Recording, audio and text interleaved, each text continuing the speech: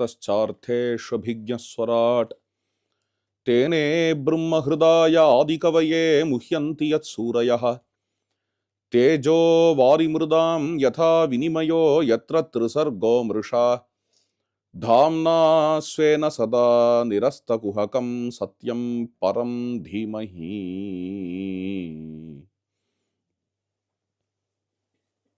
Prahlada Charithram is a very important story in our Hindu tradition, Hindu Puranas.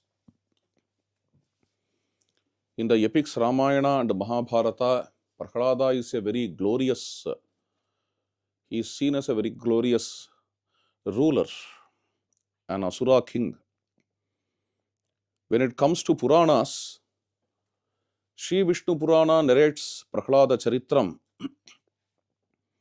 and is with his dharma, with his steadfastness to dharma, his devotion is beautifully described in Vishnu Purana. And the story, the conflict between Hiranyakashipu and Prahlada, where Bhagavan Narayana saves Prahlada in various issues created by Hiranyakashipu. This is detailed in Vishnu Purana. When it comes to Bhagavatam, Bhagavata Mahapurana doesn't focus much on his story, but his philosophy, the concepts which he taught. The story part Bhagavatam condenses, in fact, and the concepts which he taught in his Gurukula. The Gurukula in which he was studying, there he gathers various students and he was teaching his concepts, and also how he had darshana of Bhagavan Narayana in the form of Nrsimha, the very deep conversation of Narayana and Prahlada. These are detailed in Bhagavata Mahapurana.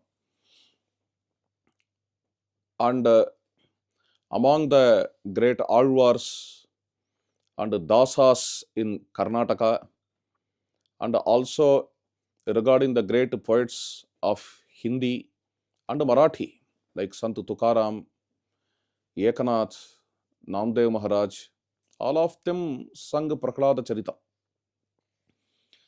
Our great Tyagaraja Swamihal, his composition is well known regarding this Nrsimhavatara. It is called as Prahlada Bhakti Vijayam. Those who learn music may know about this text. Prahlada Bhakti Vijayam is about Prahlada. There Tyagaraja Swamihal, that is his style. He paints Prahlada as a very great Rama Bhakta. Okay. We all know through Puranas that Mahavishnu, Narayana, came in the form of Nrsimha. To Tyagaraja Swamihal, Ramachandra came in the form of Nrsimha. And Prahlada is a very great Rama Bhakta. Of course, that also has a source in Purana. Like there are some shlokas, Rama Nama Japatam Kuto Bhayam. When Prahlada was thrown in fire, he was chanting Ramanama. There is so Purana says, therefore Tyagaraja follows it. And these are all the great souls who narrate generally Prahlada Charitra. To me, Prahlada Charitram has a very great message for us. And I just want to share that message with all of you. So let me take the story from Hiranyakashipu, a very great Asura king. This king, Hiranyakashipu, he was jealous of dash. He was jealous of Tom, Dick, or Harry. Not like that. He was jealous of God. Okay. The ultimate God. Godhead. Okay. Even if jealousy exists, it has to be with the greatest person of the world. That's a pride of Hiranyakashipu. Okay. being jealous of God.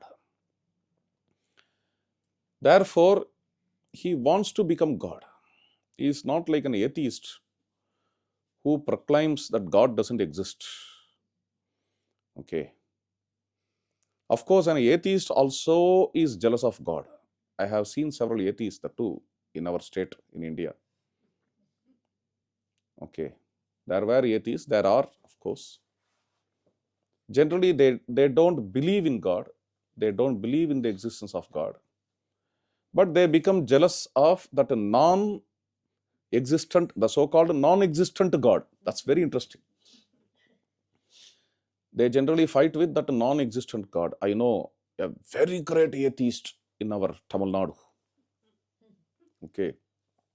Throughout he fought with a non-existent God. To him, God is non-existent, right?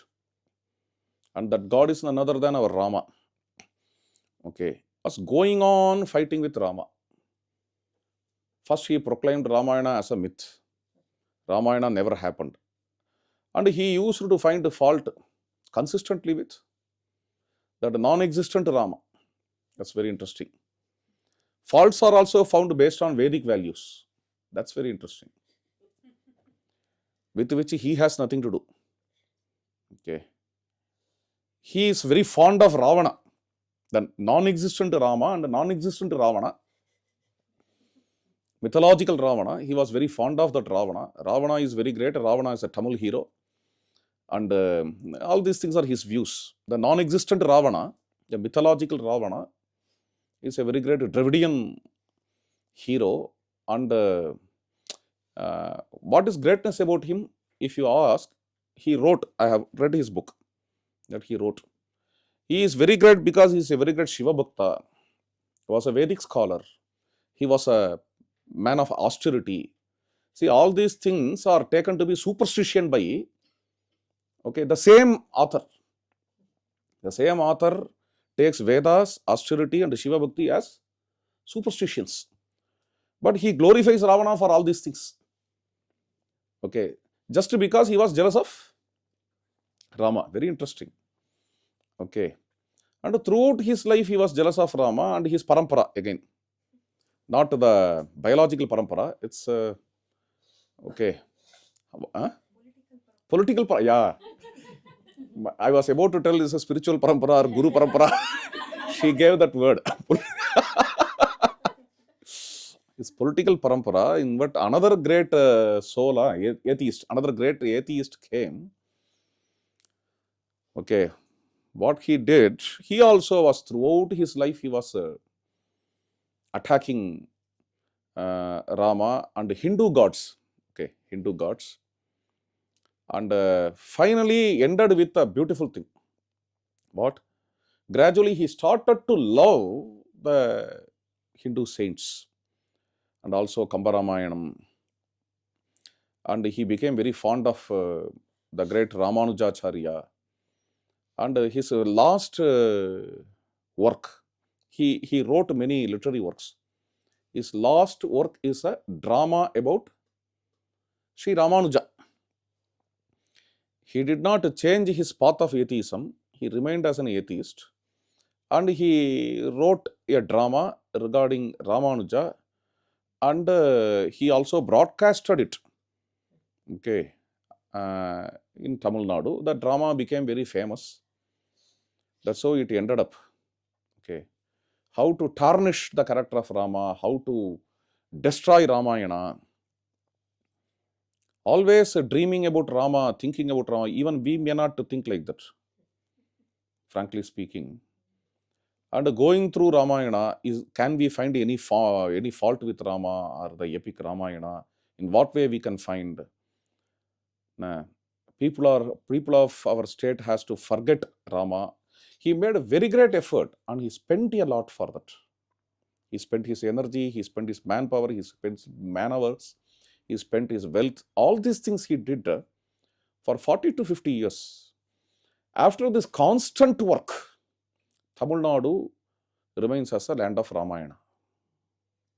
I don't know, any other state can do that. I don't know. This is extraordinary regarding Tamil Nadu. Okay. Tamil Nadu still remains as the land of Ramayana. Just before a month, I was giving a lecture that is also in YouTube, Tamil Nadu, the land of Ramayana, a lecture. Okay. So probably this threat may come to any other state. Please understand. It can come to any other state, including the north states. Okay. If such kind of threat will come in future, they can learn from Tamil Nadu how Tamil Nadu came out of that shock, how Tamil Nadu boldly faced. We need to understand it. See, the Mughal and the Sultan invasion happened in Tamil Nadu. Only after that Sultan invasion happened in Kashmir. Okay. Kashmir changed, but Tamil Nadu did not change. Why? How? This is a very important topic to be researched. After 50 years of mispropaganda regarding Ramayana and Rama, how Tamil Nadu stands as the land of Rama. That is also a very important point to be searched. Now let me come to this Hiranyakashipu. Hiranyakashipu accepts that God exists and he is jealous of that existent God, something like Saturn of Paradise Lost. And then what happens? He wants to see this kind of atheism. This is a very peculiar. I think Hiranyakashipu is the only atheist who is like this. If at all God exists, I will destroy that God and I shall proclaim that God doesn't exist. I will destroy that God. Not only that, I will become that God. Okay, I will become that God. This is the plan of Hiranyakashipu. And for that, what we should do? First of all, we should learn a lot about God. Now, how God will be, how God looks like, and what are the characteristics of God. In what way I can acquire all of them, and in what way I can stop God acquiring all of them. And finally, how can I destroy God? It's not an easy task. Hiranyakashipu's task is not an easy task. Okay, he was planning for all those things. Just imagine yourself to be Hiranyakashipu and think who is God, how he can be conquered. Leave alone conquering, leave alone that conquest. What is your conception of God? In what way you will think about God? What is God? Okay. Probably God must be the one who will be powerful to solve our problems. It's a very peripheral idea about God. God is there, so whenever I can go and pray, he can give something. And God can solve the problem. It starts with this. So, can I do that? So that people will forget God and I can grant boons. Can I develop the capability to do all these things? Okay. And God is a creator. God is a sustainer. God is a destroyer. That is also a very important definition for God. So, can I also create, sustain, and destroy? Okay. And regarding God, we all come to know that God is immortal. So, can I also become immortal? This is a very interesting thing which Hiranyakashipu does here. I also will become immortal. I also know. I am alone immortal. Okay. I will prove that God also is mortal. And I will become God and I will show myself as immortal. To attain this immortality, what am I supposed to do? Okay. Let me go and do tapasya on the peak of Mandara mountain. Okay. Then after tapasya, by tapasya, what are you going to achieve? Immortality. How?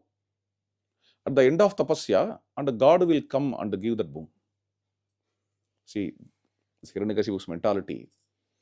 I will finish my tapasya, God will come and grant the boon of immortality. Okay. You are fighting with whom? You are jealous of whom?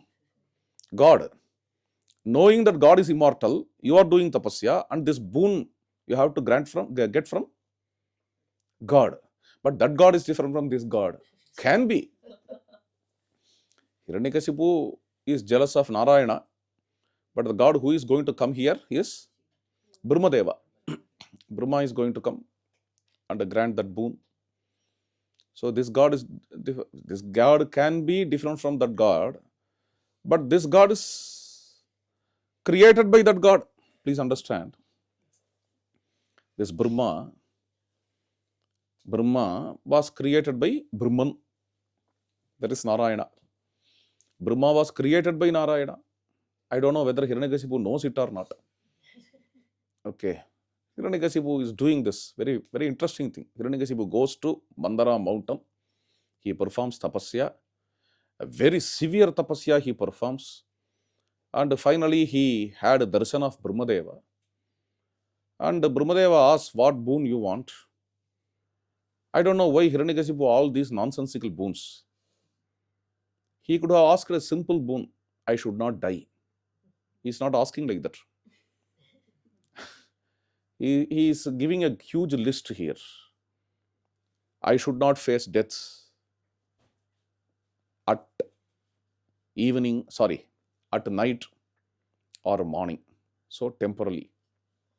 Then space, outside or inside, up or down. In these places, I should not die. This is the boon he is asking. He is not telling, I must not die. I should not die either up or down, outside or inside, morning or day or night. Anywhere something in between is there. Correct? What is in between? Day and night. In between, evening is there. Up and down, in between, middle is there. Inside and outside, in between, ready. I don't know, in Western countries it is not there. Ready. In English. Vasapadi? Doorstep. No, I am not talking about a step. This also is Nelapadi. That Nelapadi and ready is there in between, outside and inside. So in this way, everywhere there is a middle, which Hiranyakashipu, without his knowledge, he skipped. Okay. So in his boons, there are loopholes about which neither the boon seeker nor the boon giver knows. Okay. When Hiranyakashipu asked for these boons, Brahma with closed eyes granted these boons because I am destined to give boons to those who perform tapasya. That's my duty. I have discharged my duty. And above all, the omniscient Lord knows the loopholes. So let me Bharata Potutu. Put the burden. I will put the burden upon Narayana's head. And I will abscond. Because if I will exist hereafter in this place, all celestials will ask me, why did you give boon? They will complain against me. Therefore, let me close my doors. He went to his Brahmaloka and closed his door. Hereafter in the story, he will come only after Narayana comes as Nrsimha. Okay. That is how it is. Hiranyakashipu also asked a boon.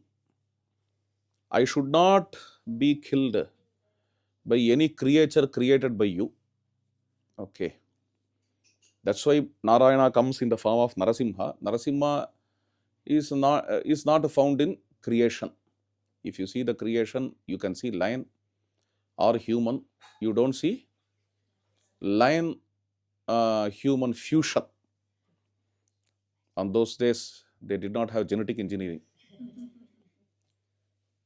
And this is how Loopholes are found by the universal Lord.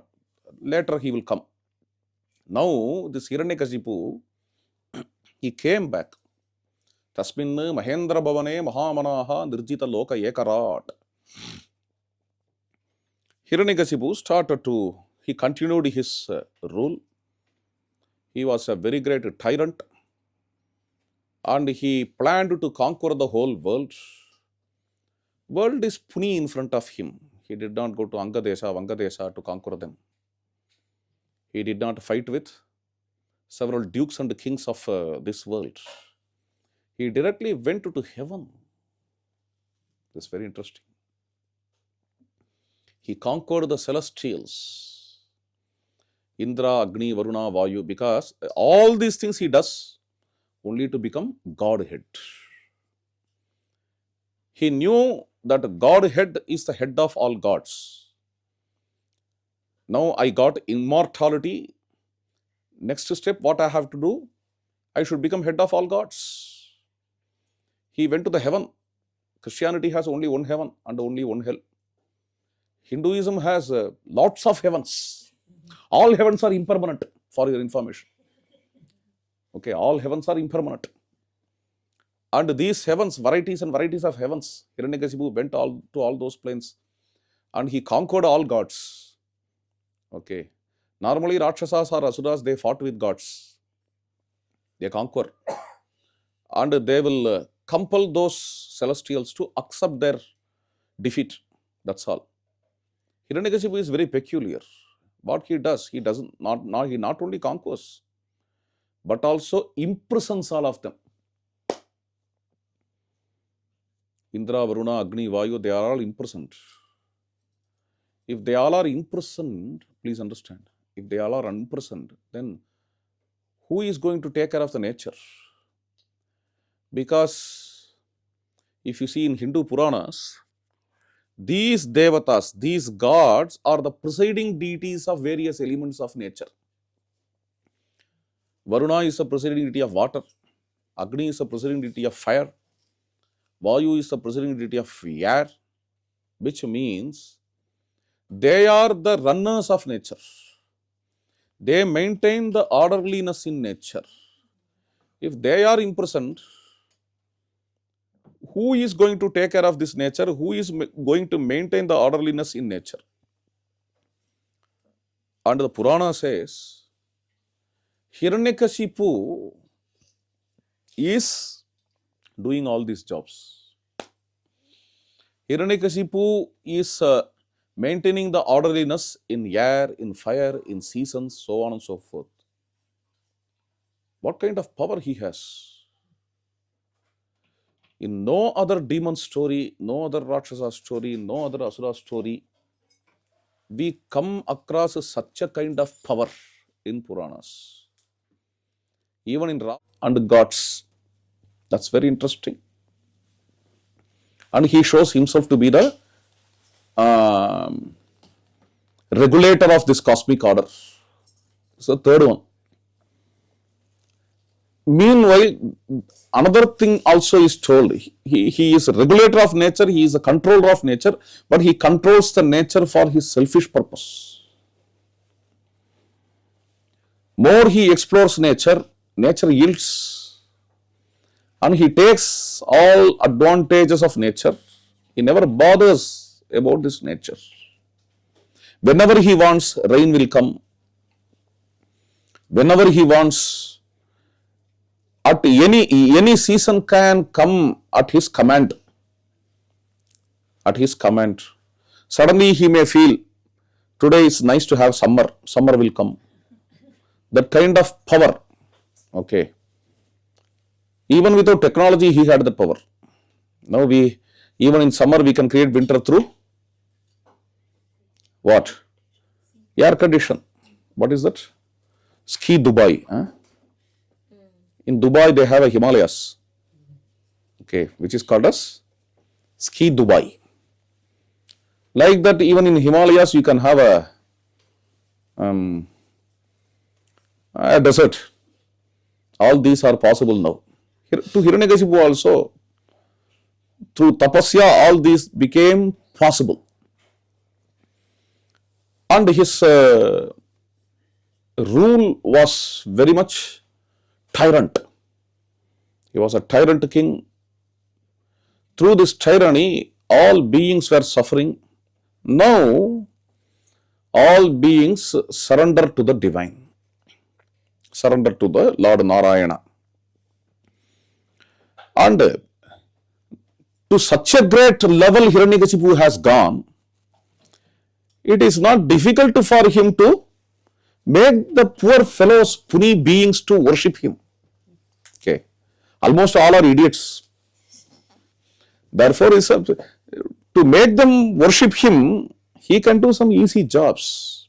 He did not destroy temples. He destroyed only the idol in temple. Okay, not the whole of temple.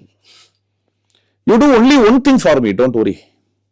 You remove that idol and place there my idol. Finished. Okay. Some people are doing like that, right? So, if you want to get converted into my religion, don't worry. Be in your own culture. You need not take this tilak. You need not even change your dress habit. If you are a Brahmin, you can continue as vegetarian. I will make you all comforts.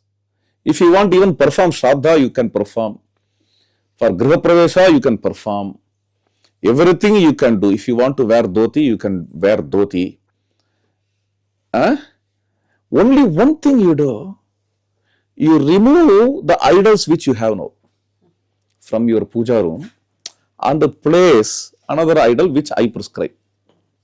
Okay, this alone is enough. You can maintain your caste. You can become even more rigid in your orthodoxy in our religion, and I will bring you a girl or boy for your family from your same caste. You need not change anything. You need not even change your music to that religion's music. You can have the same Carnatic music. Okay. With all this is called as inculturation. Have you heard of this word? This is a theological word. Inculturation. This is inculturation. So, what will happen in future if 50 to 60 years, if all these things are practiced? There are two main benefits. One benefit, the one who has got converted will not feel very difficult or getting isolated. Oh, I lost all my culture and all. He will not feel that.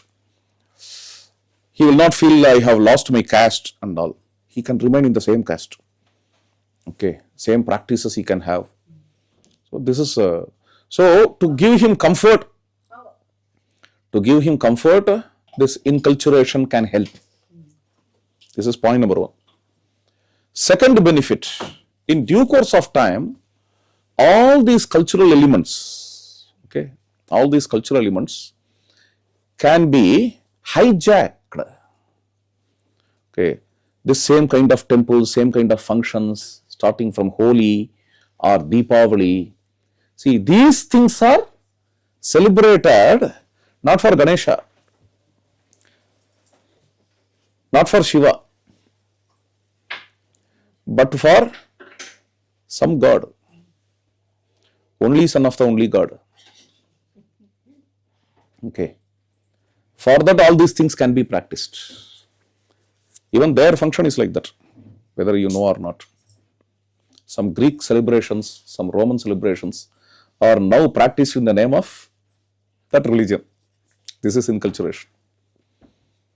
Some function comes right in December. These are not their functions. Okay. They were hijacked from Greek culture, Roman culture. Arts are hijacked. Music was hijacked. Practices were hijacked. They all now run in the name of some other religion. The same way, they will hijack Carnatic music. They try to hijack Bharatanatyam. They try to hijack. They will say, Tilak is wonderful. It is of our God, they will tell. The whole thing, the food habit, all these things, they will try to hijack for the only son of the only God. Okay. All other gods are the products of Saturn. This is their theory. Okay, I am not telling that is not found there, and or I am not telling it is bad or worst. I'm not using those words. I am just telling what is there in their belief, faith or practice. Okay. So in this way, our great Hiranyakashipu, let us come to our Purana. Why to go to them? Okay.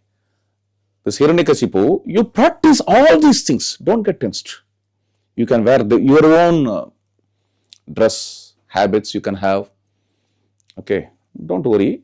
But you take Krishna or Rama in your puja room and place my idol. And I have some, what to say, sthapatya industry, from which I produce my own idols and give to all of you. You can have all those things.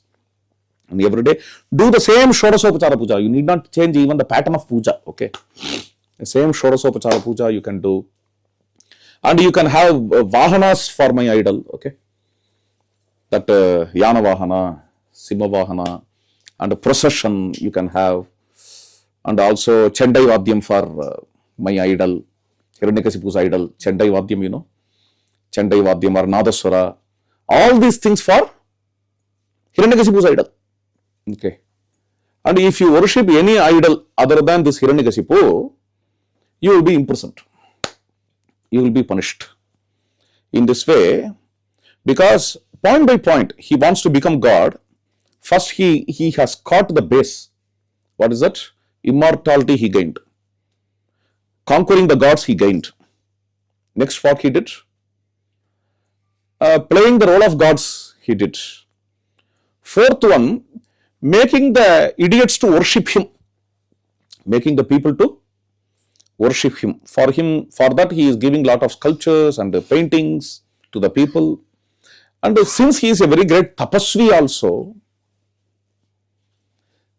please understand, since he is a very great tapasvin also, wherever Hiranyakashipu's idols are seen in temples, in those idols he shows his presence. Because he is a mystic, he is a tapasvin, he has that capability. He shows his presence, he shows his samidhyam and gives boon to all of them who come for prayer.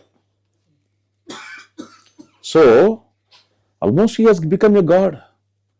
See, what you and I will think about God, the one who is a boon giver, one who can perform miracles, you know.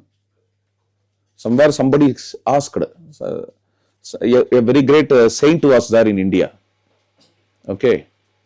And in some religion, sainthood is a title. It has to be given by some school of thought or some system. For that they approached to some foreign country and said, here is a very great saint. Therefore, please proclaim her as a saint. The first question they asked is this: did she perform any miracle? Saint means she has to perform miracles. Okay. Only that person can become a saint. Therefore, please tell me what miracles she performed. This is a question asked. So, whether she performed miracles or not, to get the title of sainthood, okay, these guys, poor fellows, her followers, they are compelled to cook some stories related to miracles. Interesting. Now, coming back to the point, Hiranyakashipu. See, the conception of God, what we may have, boon giver, performer of miracles, supernatural, and regulator of the nature, and immortal. He has gained all these things. He has gained all these things and made the people to worship him. And about him, there are various Puranas who have come. People are singing those Puranas. They have forgotten the old Puranas. People are singing about him, his glory, Hiranyakashipu Purana, and Hiranyakashipu Gayatri, Hiranyakashipu Moola Mantra, Mantra of Hiranyakashipu, Hiranyakashipave Namaha, Hiranyakashipave, Swaha, all these things have come. Everything has come. Therefore, no doubt he has become absolutely God. Okay. This is what the people may think. But from his own house, some small boy of 5-year-old one day came and said to Hiranyakashipu, my dear daddy, you are not God. I am sorry to hurt you. I don't see godness in you. You are not God. Yeah, I have all these things. I am boon giver. I regulate the nature. Okay. I have conquered even mortality. I have all the things which a God should have. No. Something is missing. These things are not godness. See, Prahlada Charithram stands for this theme, to reveal what is godness. This 5-year-old boy is revealing that in the story. Okay. If these things are not godness, then what is godness? That you will not understand. If you understand that, then you are God. The psychic dirts in you, in your urgence, the ugliness, the complexes, the blocks in your mind, the egoism, the ego which you have, these things will not make you to understand what that godness is. Okay. And the things which you are having, these things, see, God may have all these things. God can be boon giver. God can show his presence in temple. God can adore his devotees and God can accept his devotees. God can be creator. God can be regulator of nature. God can be immortal. But these can be the features of God. These are not the definition of God. There you fail. Okay. In Sanskrit we call it a Swarupa. These are not the Swarupa of God. Okay. These are not the core of God. That's a very important thing. Who is Rama, if you ask? Rama has a bow. Rama is dark in complexion. Rama is a king or Rama is a prince. You may go on telling so many things. Unless you bring the word dharma, Rama is not defined. Ramo vigrahavan dharmaha. You may talk a lot about Dakshinamurti. Okay. Dakshinamurti is sitting under a banyan tree. Dakshinamurti has 4 disciples. You may talk a lot about Dakshinamurti. But unless you show the dimension of Dakshinamurti as, before this someone chanted that sloka, Maunam. Unless you show that dimension of Dakshinamurti, Dakshinamurti is not defined. Okay, what is Dakshinamurti? Maunam. What is Rama? Dharma. All other things, yes, I agree, all other things are the features. When you go through that, the Dakshinamurti, so I am very happy today that the lecture started with Dakshinamurti Stotra. Okay. When you go through this Dakshinamurti Stotra, the whole of 8 slokas, when you go through that, all slokas are about the Swarupa of Dakshinamurti. It doesn't talk about anywhere what's the color of Dakshinamurti, where he sits, and who are his disciples. Those things are not found there. That's interesting. Those things come in the Dhyana Shlokam, in Mangalacharanam of Dakshinamurti, Vatavitapi Samipe. But when you enter into the slokas, Shankaracharya, knowingly or unknowingly, if unknowingly he performed it, that adds the beauty of that stotra. Yes, that's why I deliberately use the word unknowingly. Knowingly or unknowingly, In all 8 shlokas of Dakshinamurti Ashtakam, he talks only about the Swarupam of Dakshinamurti. Okay. If you don't have that word, Sri Dakshinamurtaye, you will not understand that this stotra is about Dakshinamurti. The whole of the Vedantic message is conveyed, and the Vedantic message is the core of Dakshinamurti. The same way dharma is the core of Ramachandra. The same way something is the core of God or Godhead. You may call him as Godhead also. Something is the core of Godhead that you have missed. You are only seeing the features of that God, and you are trying to imitate all of those features. And by imitating, you think that you are the God. All these things are not sufficient to be God. First of all, nobody can become God. Becoming God is different from being God. Okay. To become virtuous is different from to be virtuous. Okay. You can't become God. See, now in the story, here is a wonderful contrast. What's that? Prahlada and Hiranyakashipu. The small boy, a 5-year-old, and that huge titan who has conquered all the worlds and all the celestials. Okay. And nobody dares to challenge that Hiranyakashipu except this small boy. He has that conviction. What is the conviction? Understanding of God. Regarding Prahlada, it differs. And he thoroughly understands God, and he is convinced with that. And Hiranyakashipu couldn't convince him at all regarding this. He couldn't. He has that clarity of understanding. So, regarding Prahlada's devotion, there are beautiful slokas in Bhagavata.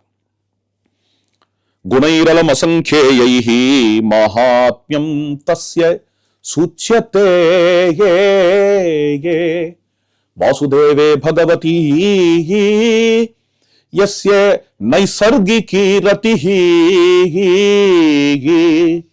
nestakridanako balaha jadavattanmanaskaya krishna graha grihitatma naveda jagadidrisham. First, Bhagavatam talks about his virtues. He is a very good boy, he is very noble, well behaved, gentle, compassionate to the beings who suffer, and lovely to the beings. All these things Bhagavatam says. And then Bhagavatam says, this is fine. Now let us talk something about his devotion. Mahatmyam tasya suchyate vasudeve bhagavati yatra naisargiki ratihi. His devotion to Bhagavan Narayana is natural. It was not imposed upon him by anybody. It was not given by anybody to him. The devotion of Prahlada was born with Prahlada. That's all. Okay, which nobody could stop. Even that the greatest tyrant of the world couldn't stop. Normally, regarding the children, when you see the children around you, they will be engaged in games, right? Balastavatu Kridasaktaha. This is a natural process. Tarunastavatu Tarunisaktaha, Vruddhastavatu Chintasaktaha. That's how it goes. But when it comes to Prahlada, he is not very much involved in the sports around him or games around him. Nyasta kridanako balaha. So many toys are there around him. He is not playing with those toys. And he is always in the remembrance of Bhagavan Narayana, Jadavattan Manaskaya, Krishna Graha. See, these virtues are just the nature of Prahlada. Bhagavatam describes it's not that if some child is playing somewhere, oh, no, you should not play. You should remember Narayana only. These are not given as injunctions, please understand. Normally in Bhakti Yoga, Krishna never gives any injunction. If you take the 12th chapter of Bhagavad Gita, Krishna is going on talking about various features of a bhakta. Nothing is an injunction here. A bhakta should be like this, bhakta should be like, no. Bhakta is like that. Adveshta sarvabhutanam, maitraha karunayevacha, nirmamaha, nirahankaraha. All these things, he is showing how a bhakta is. That's all. Like that, here, about Prahlada, Kochid Rudati Vaikunta Chinta Sabala Chetanaha Kochid Dhasati Tachinta Hlada Udgayati Kochit Nadati Kochid Utkantaha Vilajjaha Nrityati Kochit Kochit Tad Bhavana Yuktaha Tanmayonu Chakare Kochit Rudati, in the remembrance of the compassion of the divine, sometimes his heart melts and he sheds tears. Some other times, when he thinks of the leelas, the pastimes of Bhagavan, then he laughs. Kochita hasasti tachinta ahlada udga. Sometimes he sings aloud. Ahlada udgayati kochita. And sometimes he just stands up and dances. And he never bothers what the world will think about him. See, I am a prince. That too, the son of that great Hiranyakashipu. And I should have some courteous behavior. People should not mistake me. He never bothers about those things. Okay. He does with which he is convinced. Whether people think what, he never bothers about it. Okay. That's a very interesting thing regarding Prahlada. If he understands something to be right. Yesterday or day before yesterday, I gave this example. Alcohol is injurious to health. This is a fact, a scientific fact. So come on, n number of peers can come and compel me to have alcohol. They may try to convince me, hey, if you don't take this liquor or drug, you are not at all a human being. You are missing a lot. The pleasure which drug gives, you are missing that. Peers may compel me like anything. When Gandhiji went to South Africa for his education, he was compelled by his peers. He was compelled by his peers. And I think he was there for 4 years. In these 4 years, he never got into all these things. A very important thing. They said, why can't you have alcohol or drug? Why can't you smoke? Why can't you have a girlfriend? Why can't you come to concubines with us? For all these 4 years, he was never perturbed. Because he is convinced that these things are injurious to my physical health and mental health. He is totally convinced. Nobody could. For your information, Gandhiji in several places writes, my inspiration is Prahlada. I derived my concept of Satyagraha from Prahlada. Gandhiji writes this. After his education, Gandhi came back to India. There were hundreds to invite him. Okay. British government honors him to invite him. Why? Because that education was such a great education on those days. Becoming a barrister. Nowadays, people don't bother about it. But on those days, it was such a great honor to go to some foreign land and get educated in barrister. Therefore, government has arranged for some invitation to Gandhi. Gandhi is coming in a ship. And some nation lovers, they also have gathered. Because while he was in South Africa, he started freedom fight for India. And he was well known even at that time. Therefore, Indians are keenly expecting for him to arrive to this place, India. They were inviting him. Okay. All these guys were inviting him. But Gandhi's mother, when Gandhi came out of the ship, she rushed to Gandhi. He was with a coat and a suit. She opened the coat and she was checking whether he is wearing this tulsi mala or not. That was her real concern. No, he has become a barrister. All this pride did not touch his mother. She was seeing, is tulsi mala is there? Yes, it is there. Then he is safe. How safety comes through tulsi mala? If he wears the tulsi mala, it means he is doing still japa. When he was going to the foreign country, his mother advised, Bolo Ram Karo Kam. Don't miss your japa. By seeing this tulsi mala, she understands he is doing that japa. If he does that japa, it will save him from accident, from threat, from danger, from terrorists. No. From peers who compel him for having liquor. From bad habits. From those bad habits which are injurious to his mind and body. For 4 years, he is not with that good atmosphere in which he can avoid all these things. Now, I am safe, he is safe. He was not affected by all those things because every day he is chanting Ramanam. This is the faith of his mother. It's very interesting. Okay. Like that Prahlada, he never bothers about who is talking about me, what he talks. What's the shloka in Mahabharata?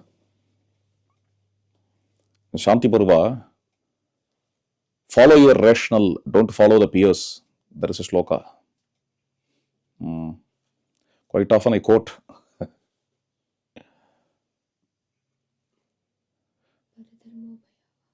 That is from Gita. This is Karanat dharmam anvichet na lokacharitam charayat. Through rational, you understand and follow dharma. Don't follow what world calls as right. This is Shanti Parva. World can go in wrong track. It can go in wrong track. So he never bothered about it. And Hiranyakashipu joined this boy in school. Okay, his teachers were Sanda and Amarka. Very new and modern names. Okay, Shanda and Amarka. These two names. They were teaching him. They were training him. This is an Asura school which trains the children to become perfect Asuras. Prahlada was joined in that. And morning prayer starts. The teacher says it should be led and followed. Okay. The teacher says, Hiranyakashipu namaha. All children are shouting, Hiranyakashipu namaha. But one voice is heard, Namo Narayanaya. Hey, who is the boy? Some voice is coming. Sanda is asking. Amarka whispers from his own house. From Hiranyakashipu's own house, this voice is coming. Namo Narayanaya. Oh, prince. They have some honor to the prince. So, they will not scold. They slowly request to that Prahlada, my dear Prahlada, please don't chant that. That's an old syllabus. Now you should understand the curriculum has changed. Now our prayer is Hiranyakashipu namaha. Curriculum may change. But my mind is towards the divine, the God. No, Hiranyakashipu is God in new curriculum. Narayana's Godhead, Godness is old curriculum. God can never change. In fact, that's the definition of God, changeless. Okay. God can never go any change. Satyam is defined like this by Shankaracharya. Satyam, Taittiriya Upanishad. Satyam Jnanam Anantam Brahma. Satyam, he defines. What's that? Satyam means that which never goes change. So Brahman is indicated by the word Satyam. God cannot change. Therefore, I also don't change in my understanding. I will chant only Namo Narayanaya. Shanda and Amarka were shocked. They couldn't get convinced. They couldn't convince this child. He is always chanting Namo Narayanaya. But except this prayer, regarding the curriculum and all, he is the best student in the whole classroom. He always comes first in the subjects. He is seeing the subjects. In the subjects, nothing is about moksha or dharma. Only two are there, artha and kama. Okay. And materialism is the ultimate reality, and it is the ultimate target. Everything is for either artha or kama. The whole syllabus, there is nothing about dharma and there is nothing about moksha. Yet Prahlada learns all these things and he gets mastery over this. Okay. Because he can connect. He is in the base of all subjects. He will see from that fundamental point of view, foundation point of view. When you go to the base of all subjects, you can learn any subject. Okay, this is a beautiful thing. Eka Vijnanena Sarva Vijnanam. Some great philosophers, extraordinary philosophers, when you ask them to talk, they can touch any subject in their talk. They know everything. You may wonder, you may ask them how it's possible. You may wonder. Suddenly talking regarding quantum physics, suddenly jumping to calculus, suddenly talking psychology. How it's possible? If we ask them, they themselves may not know answer. The answer is this. They have touched the foundation. From the foundation, if you see, these subjects are not watertight compartments. Okay. They all are interconnected. They all are interconnected. The connection is the fundamental foundation. Okay. So to Prahlada, these things become easier. He did not feel any difficulty to whatever subject he takes, he understands it. And holiday came. He went to vacation. He went to his house. He goes to Hiranyakashipu. His mother Kayadu decorated this boy. And he goes to Hiranyakashipu. Hiranyakashipu was overwhelmed with joy to see his son. He placed that, first of all, he prostrated before his father. He likes his father very much. He reveres his father. And Prahlada was, Hiranyakashipu took Prahlada and placed on his lap and asked a question. Hiranyakashipu asked this question. What's the question? Have you been to school? And what is the essence of your learning? See, the question itself is profound. Okay, question is not an ordinary question. No father can ask this question. If some son is coming to the house, maximum a father may open the book and sees the first lesson. At the end of the lesson, there is something called exercise. Under that, there will be some questions. He will ask those questions only, that much. Define density. Huh? With examples. Only this much he asks. Here is a father. How profound he is. Here is a father who is asking, tell me about the essence of your learning. You learned several shastras. Tell me the essence. And Prahlada says, Tatsadhumanye asuravarya dehinam sada samudignadhiyam asadgrahat hitvatmapatam grihamandhakupam vanam gataha yat harim ashrayet. He directly says, without any hesitation, adoring the divine, adoring Narayana is the essence of all shastras. All shastras that I have learnt, that I have not learnt. And that's the quint essence of the very education itself. He said what he felt, that's how. He never hesitates. Father became very angry. With whom? With whom? Yeah. with the teachers. Correct answer. Shanda and Amarka, he became very angry with them. He started to scold them. And the teachers are trembling in front of Hiranyakashipu. No, we did not teach all these things to him. We don't know from whom these nonsense have come to him. And somehow he is telling all those things which are not taught by us. First of all, we never taught about what is the essence of education at all. This question is beyond our own scope. And Out of syllabus. Out of syllabus. Yeah, out of syllabus. This is what Shvetaketu says. See, clever boy. The same question is asked by Shvetaketu's father in Chandogya Upanishad. What is the essence of your education? Shvetaketu says, this is out of syllabus. This is not taught by our teacher. He did not say, I don't know. Okay.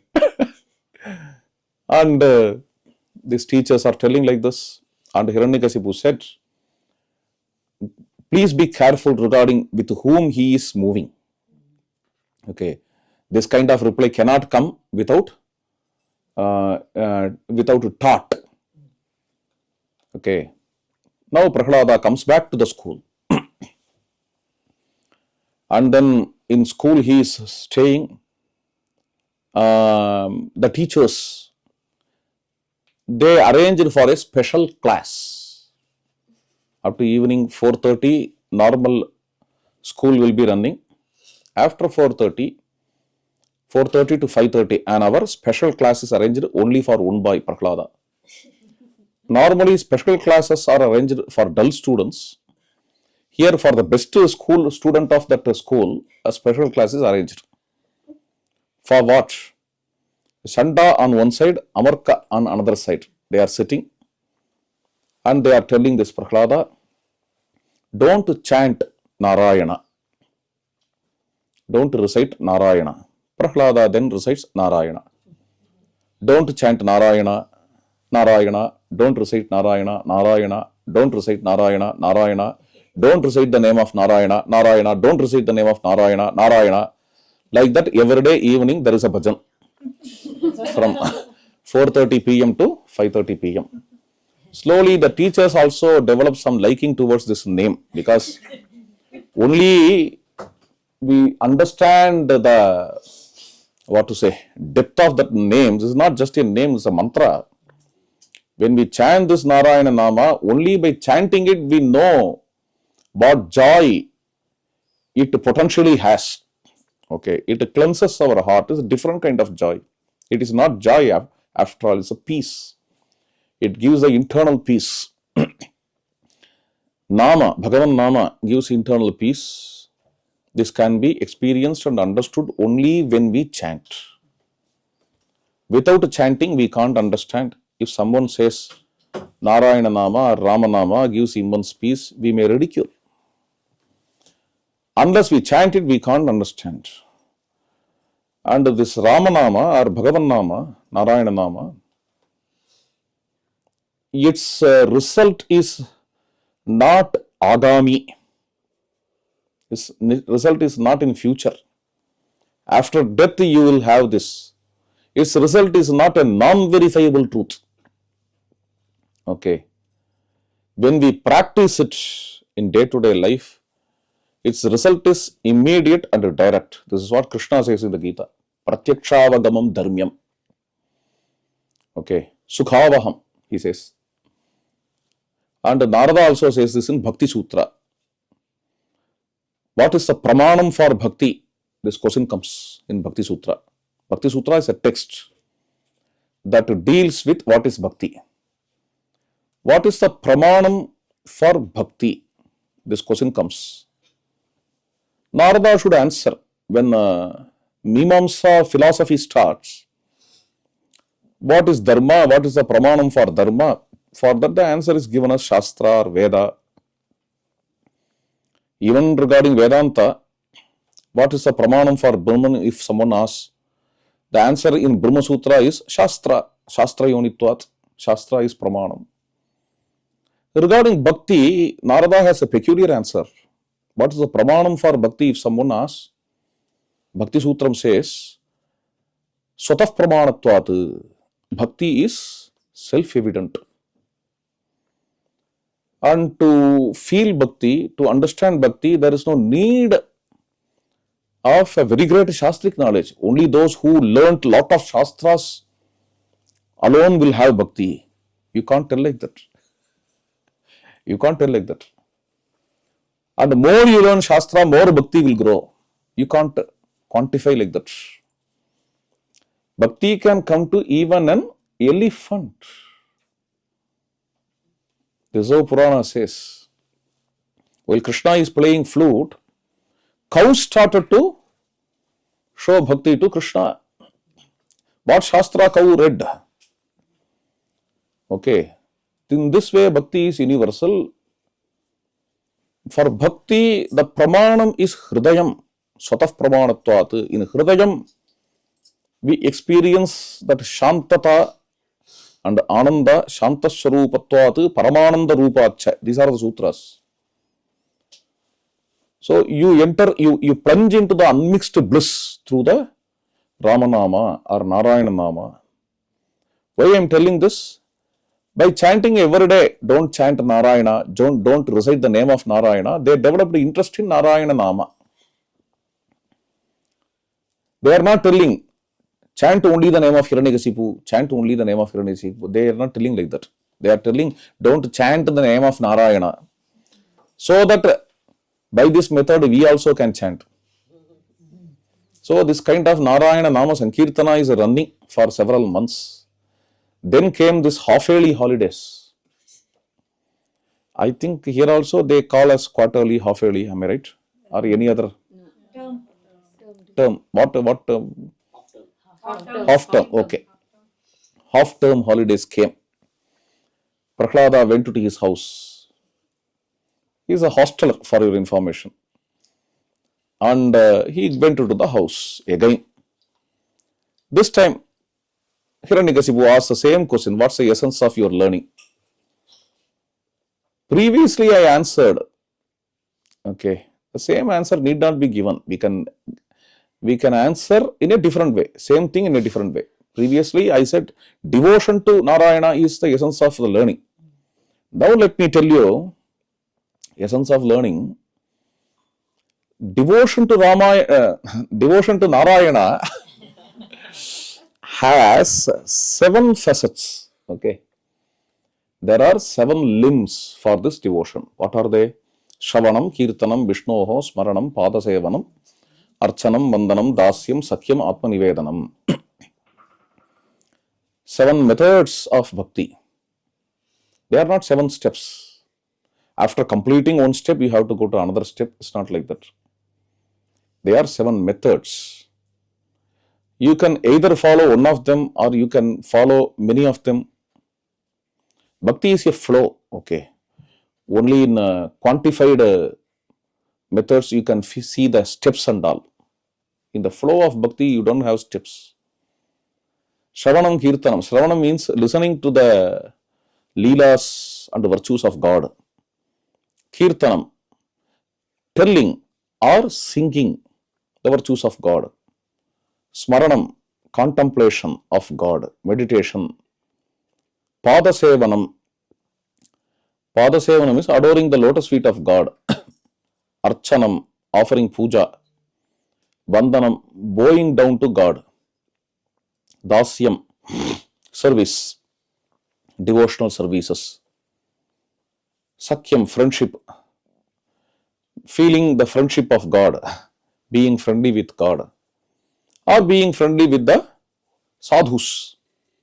Atmanivedanam, total submission, surrender. These are the 9 methods of bhakti. Prahlada says this. Now Hiranyakashipu became extremely angry with his own child. Without a least of mercy or empathy, he threw away the child in the court and ordered the asuras to kill him. See, I should take this child seriously. He may be that same Narayana in the form of my son. He should be killed. This is what Hiranyakashipu said. And these asuras, they are sadists generally. They took their weapons, spears, and tridents. They run after this child. Prahlada did not have fear at all. Okay. He neither prayed, "Oh Narayana, please protect me." He neither prayed. Nor he knows that Narayana is going to protect him. Please understand all these things. Okay. He could have changed his mind. He would have told, at least for his father's sake, "No, no, I agree. You are the Godhead. I also refuse Narayana to accept Narayana." He would have told. He doesn't know that Narayana is going to protect him. Neither he is praying for that, but he is firm to the truth. That is what later Bhagavatam calls this beautiful expression, Satyam Vidhatum. I am convinced with what I think. Okay. At any cost, I will not change. Even if you come to kill me, I don't bother. That kind of conviction he had. I think this is due to his jnanam. What's the jnanam? You may harm me. You can harm only my body, not me. That kind of jnanam he has. That is why the great Advaitic scholar, not only scholar, saint, Madhusudana Saraswati, have you heard of this name? His grantha is called as Advaita Siddhi Grantha. This is advanced Vedantic Grantha. In the context of giving example of a jnani, he gives Prahlada as example. This is really wonderful. When these guys came to attack him with those tridents, all those tridents were broken. Prahlada did not get affected. He was protected by Narayana. He never stops chanting the name of Narayana. Even though he doesn't pray Narayana, he always recites Narayana, Narayana, Narayana, Narayana, Narayana. This wonder they saw. They were all amazed. Hiranyakashipu was laughing. Hiranyakashipu laughed and see his grandeur. He said to those asuras, "Why are you amazed, Appa? See, he is my son. Can he be harmed just by some trivial spears and tridents? Don't try all these foolish things." Then how to kill him? Probably you throw him in fire or bring some elephants to trample him. Hiranyakashipu orders. Then an elephant came. Elephant came and the elephant was intoxicated.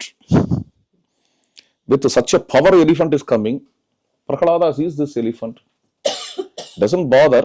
As soon as he saw that elephant, he was thinking of Gajendra. Hope that you know Gajendra.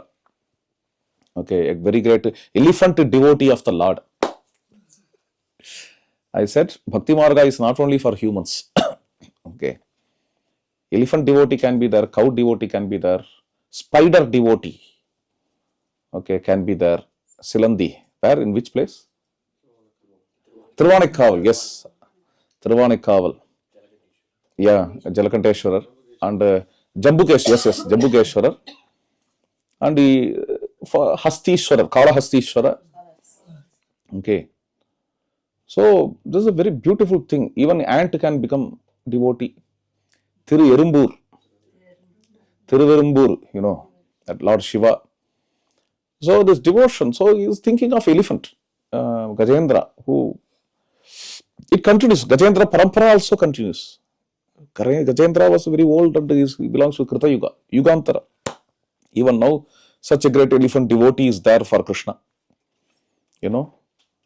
Keshavan Gutti. Belonging to Guruvayur Krishna temple's elephant. Okay, it's revealing. Even now people are there who have seen this Keshavan.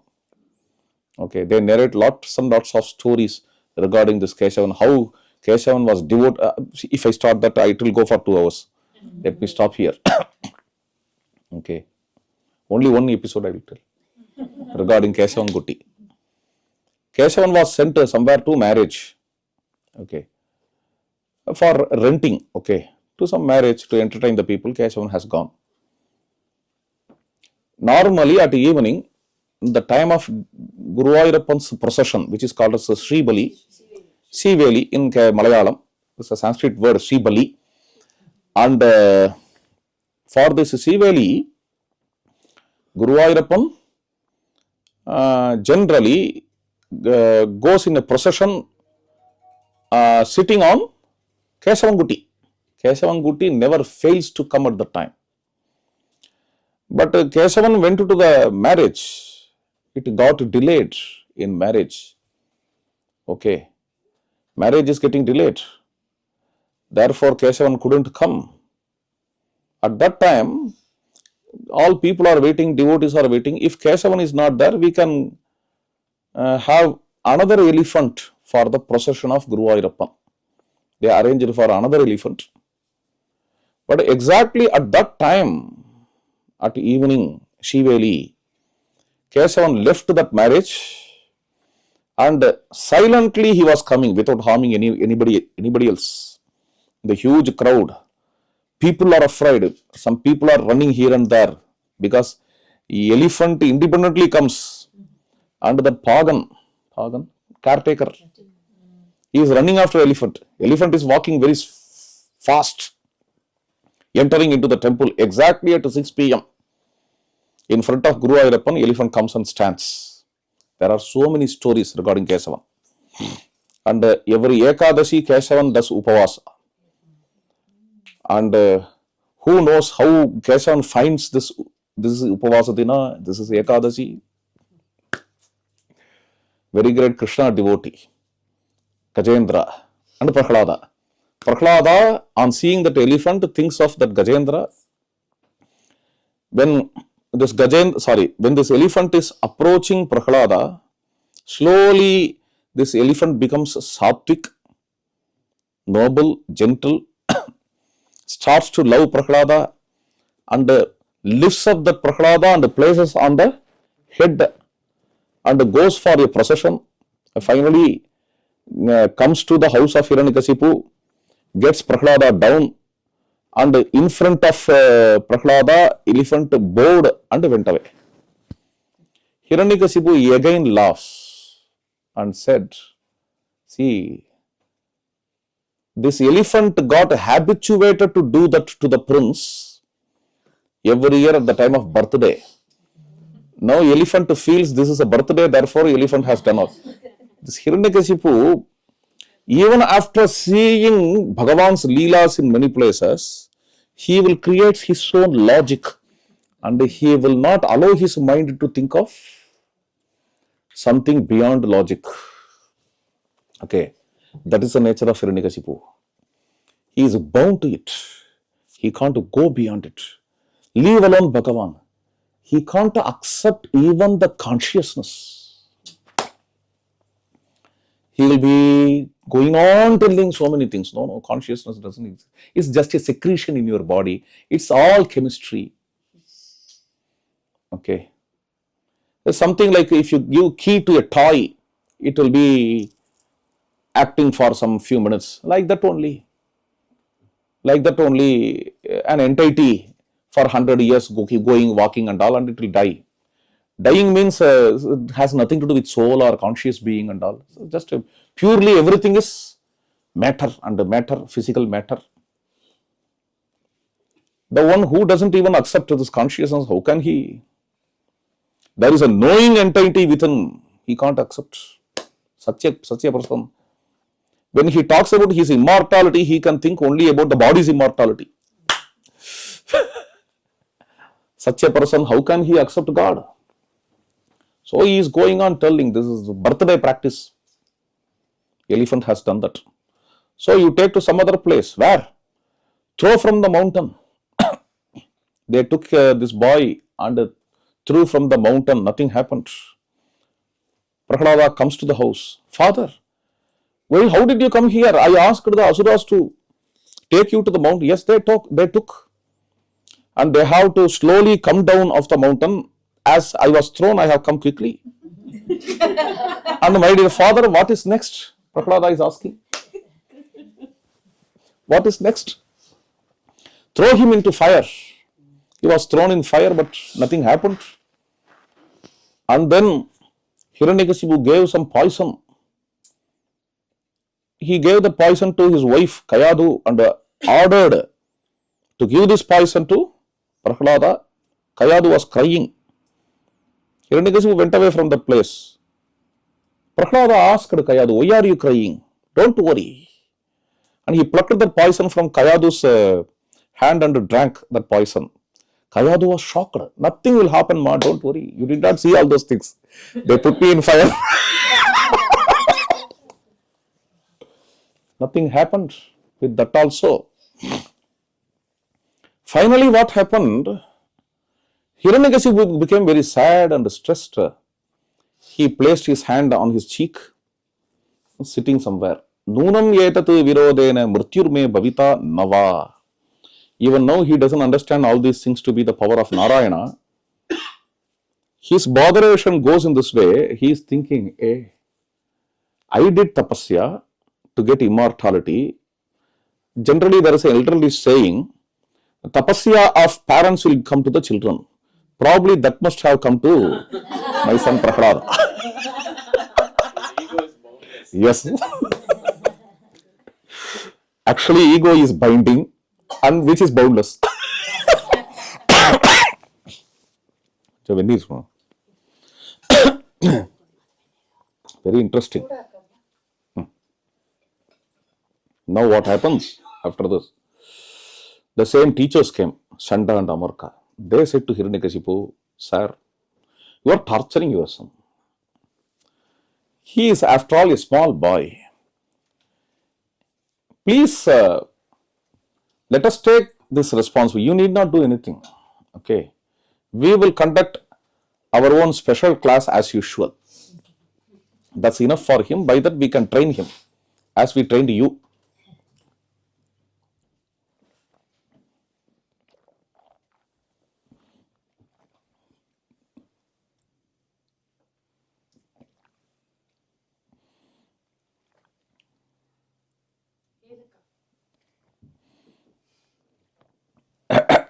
He was again sent to the school. Now, again, as usual, special classes are running. Once the teachers are gone to their house, because house is nearby, every day at the time of lunch, they go to house. When teachers are not there, these children, they are Asura children. Normally, if teachers are not there, children become mischievous. Even on seeing that mischief, generally in India, in any language, they will say, Asurattanamarka. See, these children are Asuric. And such a mischievous behavior they are doing, they are having. And here, the Asuras themselves, these children are originally Asuras. Namuchi's son, Ilvala's son, Balvala's son, they are studying in the school. Just imagine the mischiefs that are happening. In lunch, after having food, they all were breaking the tables and shouting, jumping. Amidst all these things, this small boy of 5-year-old is sitting very calm and quiet. This is a great wonder. Okay. He is sitting very calm. His face is highly matured and serene. Generally, he meditates. Okay. He is not running after his peers. But here what happens? Today he opened his eyes and sees all these children. And from his heart, some compassion came to him, to these children. Oh, why can't I take these children and teach something? He thought. See, just imagine, 5-year-old boy. He calls all of them. Hantarbhakaha me shunuta. Hey, Arbhakaha. Arbhakaha means children. Ye children, come here. As soon as he said that, all children became silent. They all came and sat in front of Prahlada. That's the power of his maturity. The children who couldn't be even controlled by their teachers, Chanda and Amarka, holding their sticks, they will shout, "Children, come on, shut up your mouths and sit." That is what they will shout, but children couldn't be controlled by those teachers. But here you see, just a single word, "My dear children, please come on and sit here." They all stopped their games and sports. They all came and sat in front of Prahlada. Prahlada started to talk. He wanted to teach them the Bhagavata dharma, the devotion to the Lord. How to start? Any spiritual teaching starts with the mutations found in the world. Okay. Non-attachment, vairagya. One who is not contented with the mutable world alone searches for the divine or searches the divine. So what happens now? Prahlada talks about it. My dear children, you all are playing. This is very nice, but have you heard of death? These children are seeing each other. Death? Yeah. Someone says, "Yes, I have heard. I think I have heard."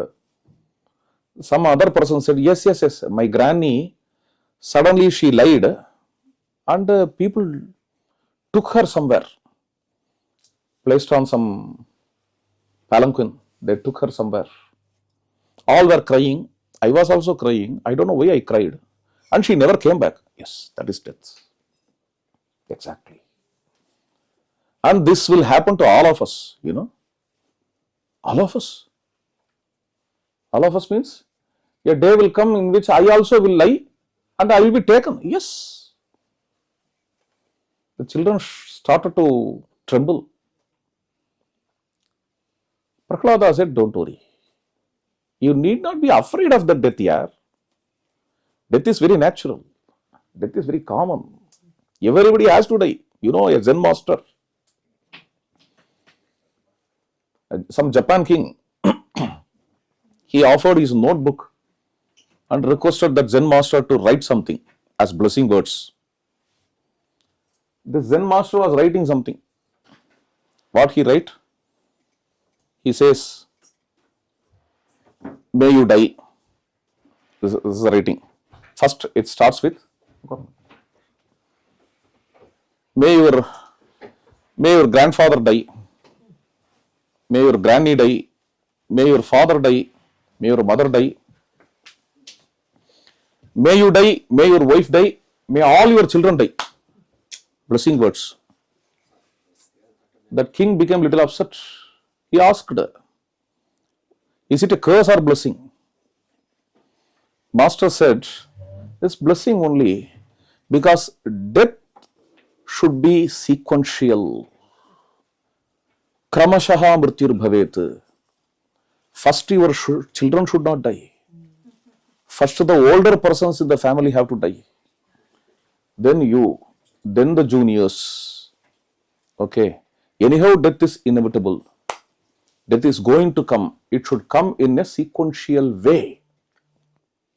This is what he said. So death is normal. Why should you get afraid of death? You should boldly face the death. See, my father, always trembling regarding death. I should conquer death. I should conquer. He performed tapasya and he was asking several boons and he was now suffering. Always he is now suffering regarding, see, if you see these asuras, not only Hiranyakashipu, take the story of Kamsa. He came to know Devaki's child is going to kill him. He became so obsessed with that concept. He imprisoned Devaki, his own sister. And only the 8th son is going to kill him. He started to kill all the children of Devaki. And the 8th child is missing. He doesn't know where the 8th child has gone. So what he planned, like, what is his name? Bible also such a story comes. I have forgotten that name. Like that, Kamsa started to kill all children.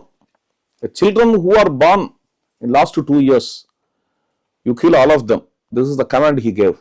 Because if the child will grow, he will kill me. See, whether the child kills or not, death is inevitable. Death is going to come. Why should you get scared about these deaths? Our jnanis, our elders, they were never afraid of death. Somehow, their fearlessness, at least as a drop or an iota, have come to us also. That is why India behaved in extremely matured way at the time of Corona. The whole world praises India for its maturity. See, with such a kind of huge population, perhaps 140 crores. How many, pa? Last time? 140. Okay. 140 crores. With 140 crores of people, we managed at the time of Corona. Okay. And the people, they are very cooperative at the time of Corona. No, I don't think any other country can manage Corona with 140 people's population. Okay.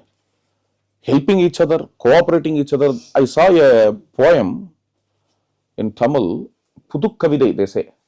Some Pudukkavidai. Pudukkavidai in English? New poem, literal translation, yeah.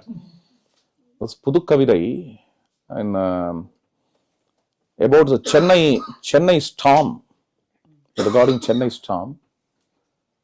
The helpers in Chennai storm are more than the sufferers. The poem says like that. That's the mentality of India. And this helping tendency came from our elders, from the idea of yajna way of helping. The same way, some jnanam came to us, to be fearless, boldly facing the deaths. Somehow it came. Somehow we have got incorporated that idea from our elders. Prahlada is talking about it. Like my father, if you try to conquer the mortality, thinking that physical immortality is real immortality, then you will always fail, like a Kamsa or Hiranyakashipu. On the other hand, to conquer mortality, there is another way, extremely easy way. What's that way? Thoroughly understanding that I am not going to die. Okay. Body may die. Body may go under several mutations. Mind can change. Mind also is mutable. But I, the self, the pure consciousness, never dies at all. If we get thorough conviction regarding this, we will never taste fear. We will give up fear. Prahlada talks about this. This is jnanam. This is self-knowledge, atma jnanam. When Prahlada is talking about it, these children are asking, how it's possible, Prahlada, how to attain this jnanam? To this jnanam, purification of heart is very much required. Unless our heart is purified, you can't attain this jnanam. To get the purification of heart, there are methods. And the simplest method is my method. What is that? Mantra. Narayana Nama Sankirtana. When we chant the name of Narayana,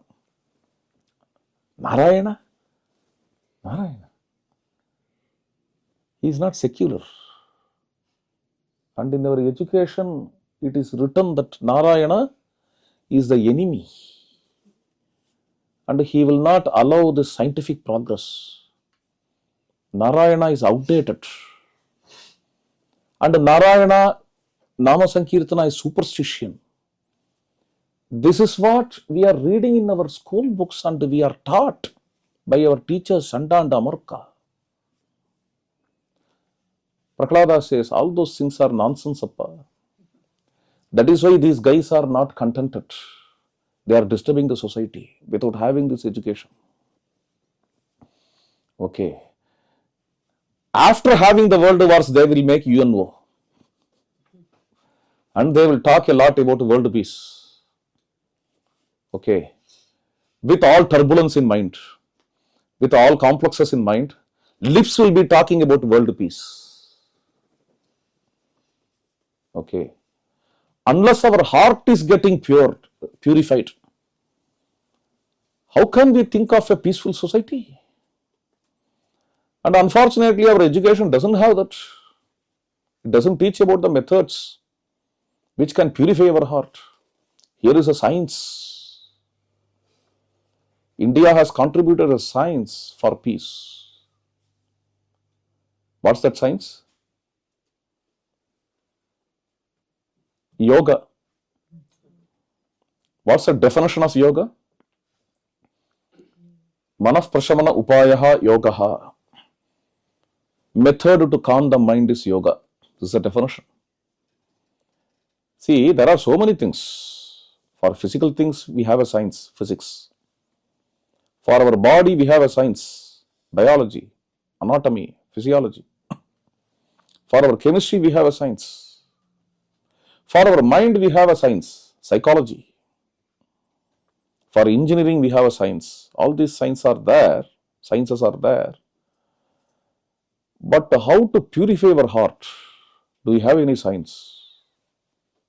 Purification of heart. Do we have any science? Generally, people will not find any science for purification of heart. Because all people think that they are the purest fellows in the world. Okay. Therefore, they don't feel any requirement for purity. When our body becomes impure, we regularly have baths. Okay. Regularly, I use for the Western world. If you come to Asia, especially India, every day we have bath. Which is not generally in West. Okay. They manage with scent. Sometimes, but regularly, they have bath. Okay. And for body, to keep the body clean, we need some purification, cleansing process. To keep this house clean, we need a cleansing process. Okay. For 10 years, you close this house. After 10 years, you come back. How it will be? That will show how regular the cleansing should be. What's the need of cleansing? You have a bicycle, or you have a car. Weekly once at least, you have to clean it. For all these things, cleansing is required. If all these things need cleansing, then definitely mind also needs cleansing. A regular cleansing process is very important regarding mind. Otherwise, we will take only to the world war. Okay. We will see only genocides and the holocausts in this world. Human mind is the cruelest mind. Why you are telling like this? Yes. No other animal or bird is engaged in holocausts or genocides. Or what is that? Crusade. No other animal, no other species in the world. Okay. So it definitely needs a purification process. And India, that is why it is called as Vishwaguru. Our Prime Minister quite often says India is Vishwaguru, Vishwaguru. What is this Vishwaguru? Why India is Vishwaguru? India gave a science for this purification process. Okay. If you need all people use the jargon yoga, yoga, yoga. Nobody knows the definition of yoga. Yoga is the method to purify. Yoga is the method to calm the mind. Manaf prashamana upaya yoga. Okay. Method to calm the mind. That becomes a science. You have text for that. Like Yoga Vasishta or Patanjali Yoga Sutra or Hatha Yoga Pratipika. Okay, coming back to the point. So we need that purification process, which is very must in education, without which you learn anything, you will also learn to harm the world through that science or art. Okay. We will be always creating turbulence in the world. More you get educated, more you create turbulence. Because we know all the ways to cheat others, beat others, cut others through education, through enriching our intelligence. Unless we learn some purification process and practice that, the whole thing will become futile, nay, dangerous. Okay. So coming back to the point, here Prahlada gives this wonderful mantra. May we all recite this Narayana mantra so that we will get the purification. And by that purification, we will realize that self is immortal. See, my father's way is different. He tries to make his body immortal, which is totally unscientific, maybe fitting to some scientific fictions. Okay. Our children are engaged in scientific fictions. The most unscientific literary works of the world are called as scientific fictions. Interesting. Okay. Which talks about the physical immortalness, immortality. Okay. My father Hiranyakashipu is trying for that. I am talking about the immortality of the self. I am not trying for that. It is already there. It's already there. Recognition is important. Understanding that immortality is important, about which I am talking now. For this, the bhakti can help. Bhakti? What is that? Bhakti? They are asking. Prahlada says, he gives a very revealing answer for this. What is bhakti? There are so many explanations and definitions. Prahlada says, Vasudeve Bhagavati Yat Sarvatra Tadikshanam. Okay. Bhakti is seeing the same Narayana in all beings and respecting and loving the beings. That is bhakti. And to attain this bhakti, you chant Narayana mantra. Therefore, you can take this also to be bhakti. This is sadhana bhakti, that is sadhya bhakti. Pouring love to all beings, seeing the divine in them, is a bhakti about which Prahlada is talking. This is a new method to them. The children were thinking differently. They know only to cut others and beat others. They were taught like that. They were trained like that. This is a very new thing, and because of the power of Prahlada's devotion and knowledge, they gradually start to understand it. The children start to understand. They all are doing Narayana Nama Sankirtana now. They all are chanting Narayana's name. And nearby Shandas and Amarka's houses are there. They also hear the Sankirtan. They rush to the school to stop it, because this sound should not reach Hiranyakashipu's house. There is also in proximity. So they are trying to stop these children. These children could not be stopped. Due to the power of Prahlada, they all forget this material world. They all are in trance. They are chanting Narayana Nama. They couldn't be stopped there. Therefore, Sanda and Amarka became angry. They took this Prahlada to directly to his father, to Hiranyakashipu's palace. They complained. This Prahlada, he not only chants Narayana Nama for himself, now he is spreading that Narayana Nama and he makes all children to chant that. Sanda and Amarka are making FIR.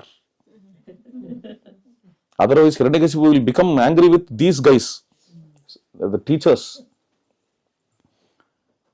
And now Hiranyakashipu bristled his mustache and he was shouting at Prahlada.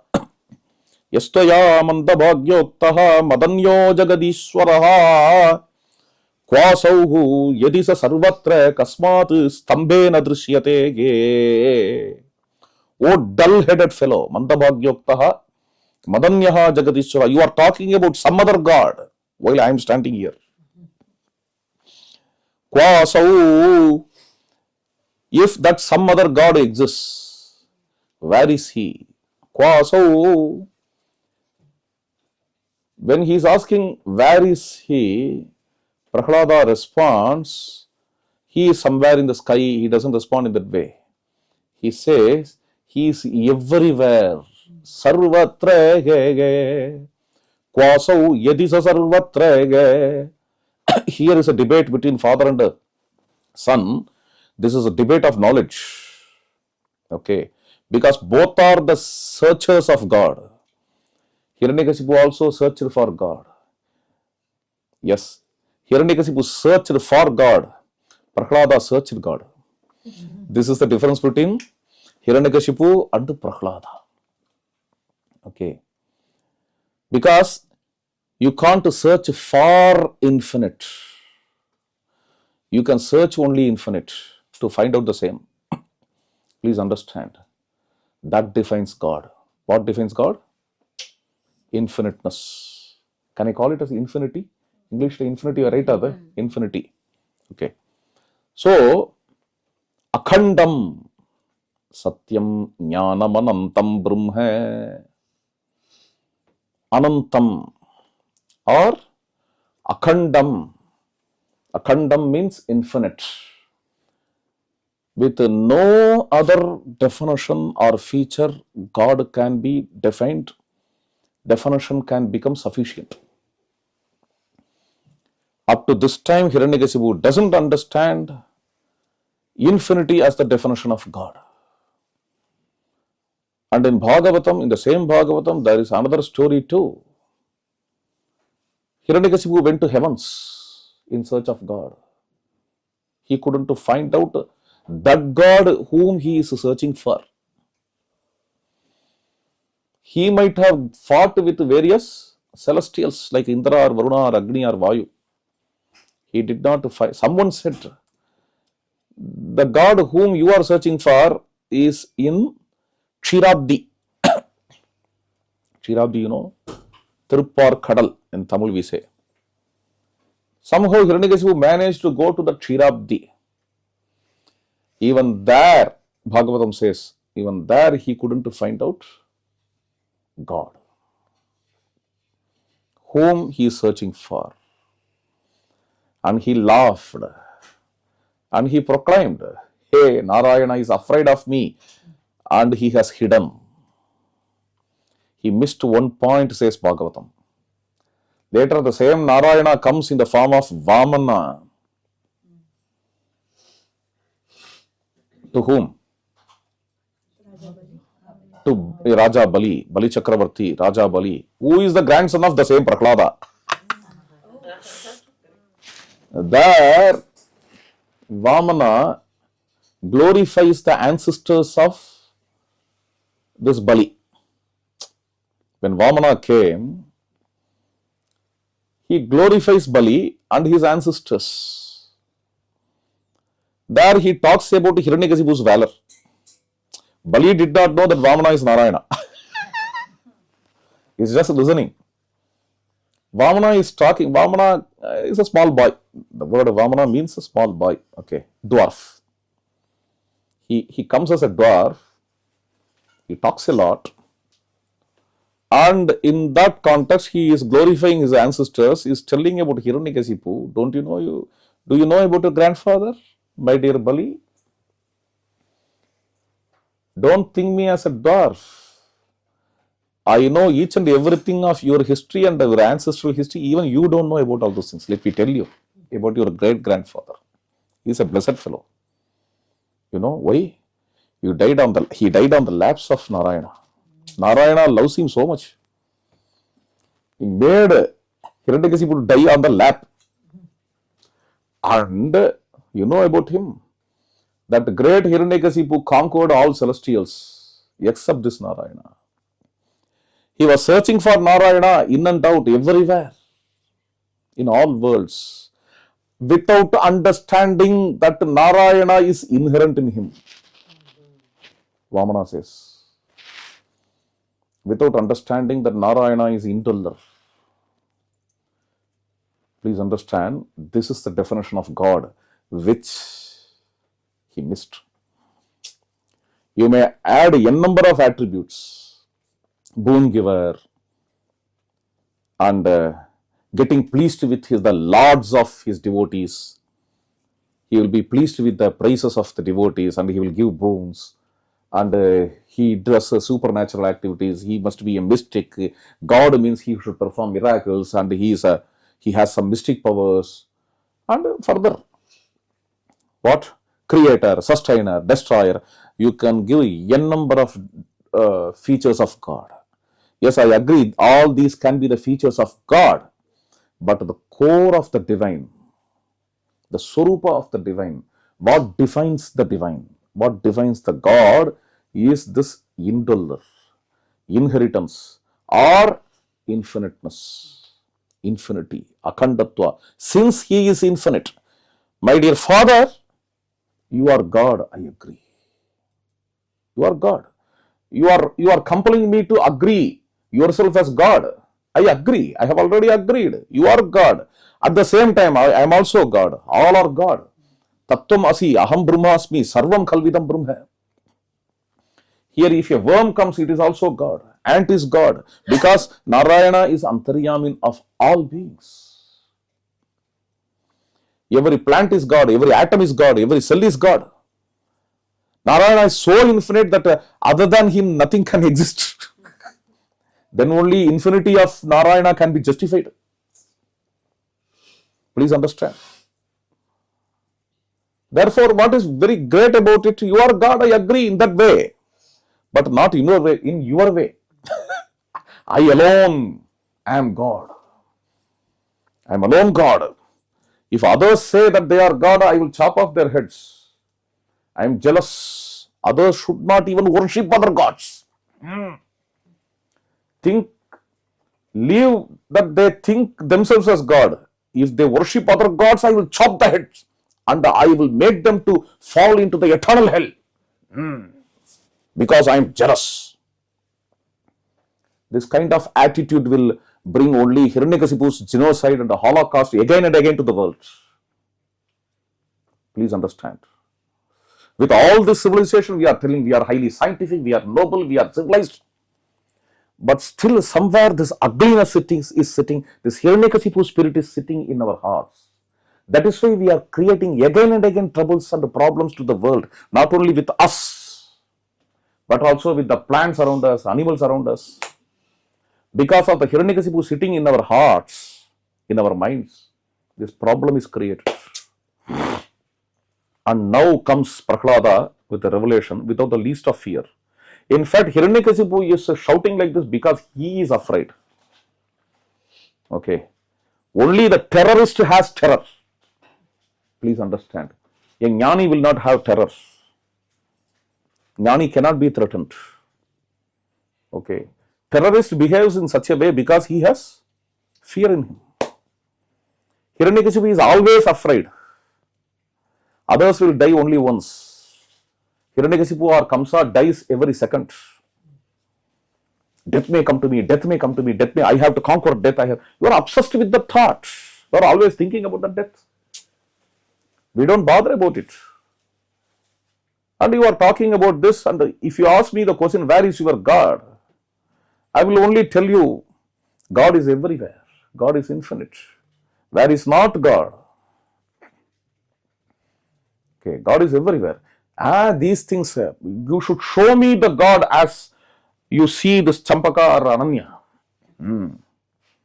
Otherwise, I will not accept God. If whether you accept or I am not compelling you to accept God. You only compel me to give up God.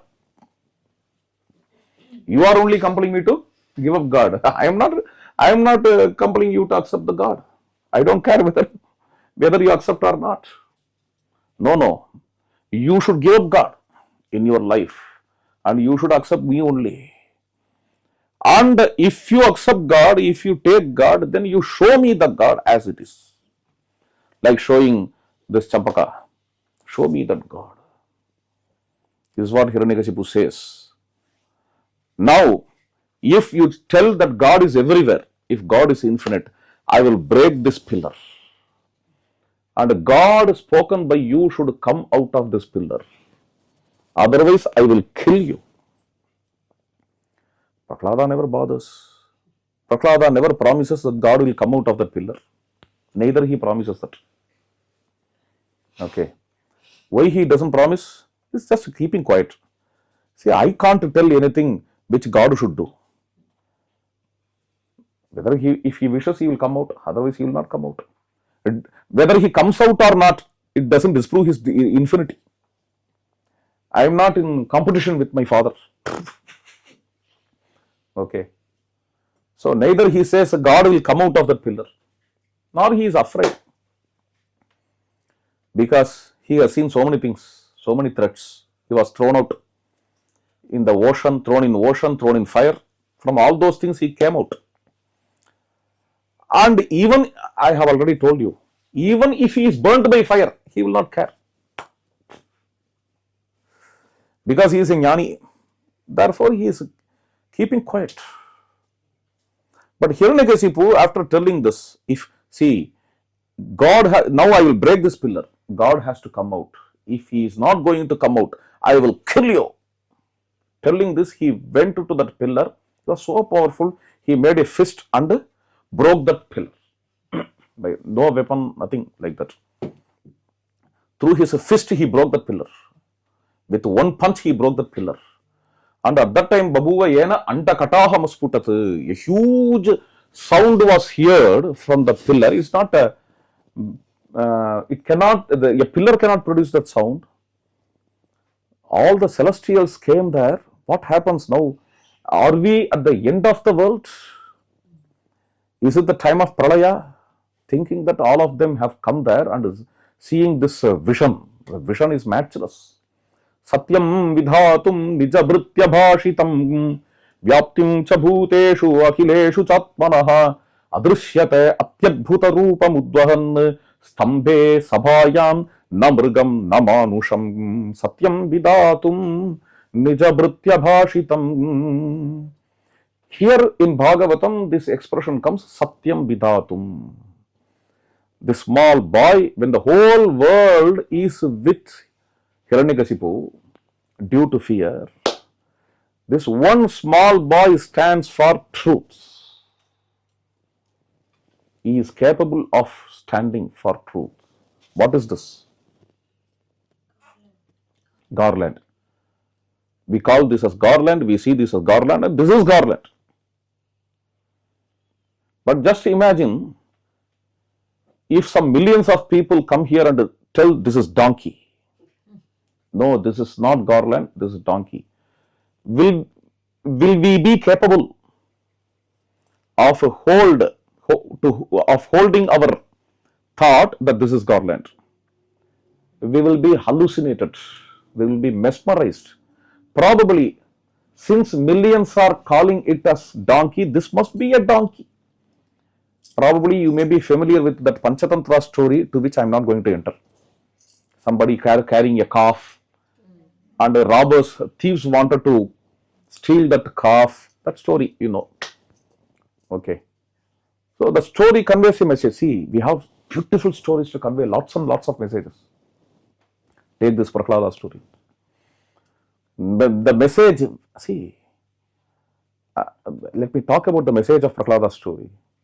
The message which was sowed, see, almost every Hindu knows this Prahlada story. The message which is sowed or sona? Sona, sorry. Message which is sown in our heart, that makes the majority of India to be in our own culture and dharma. With this simple story, we understand what is God. With this simple story, we understand what is God, our own God, Hindu God, Vedantic God. He is not just performer of miracles, having some supernatural powers. With all these things, we can't get contented. The message of this story is God is infinite. God is the indweller. That message a small boy conveys here in this story. In this way, we understand God. We understand God, and that makes us to be in this culture. Some people may even get converted to another religion, but still they hold this message. That's another interesting thing. Another interesting thing. Someone has written that in Pune, a bhai, he was an auto wala, he is an auto wala. That auto wala touches that auto morning and it keeps like this. What does it mean? Seeing God in auto also. Seeing God in auto is a Hindu idea. Please understand. Why he is doing this? Because this idea is sown in him. His ancestors are Hindus. Okay. It cannot be found in other religions. Seeing auto as God. Seeing God as indweller of auto. You can't find in other religions. Once I was arguing with somebody, some priest in train. That priest says, I was telling to that priest, God is all pervasive, God is indweller, God is infinite. This idea is not found in Bible. I said, he was shocked. No, this idea is very much there in Bible. Please show me. You have Bible in your hand. Please show me in Bible. He was searching throughout Bible to show how God is infinite. I was just smiling. I told him, you can't find. You search. Even if you search for hours together, you can't find, because it is not there. I know the history. A great philosopher, Bruno, in Europe, in 1600, he was burnt alive for the simple reason he proclaimed that God is infinite. Please understand. It is not that the great souls are not found in other places.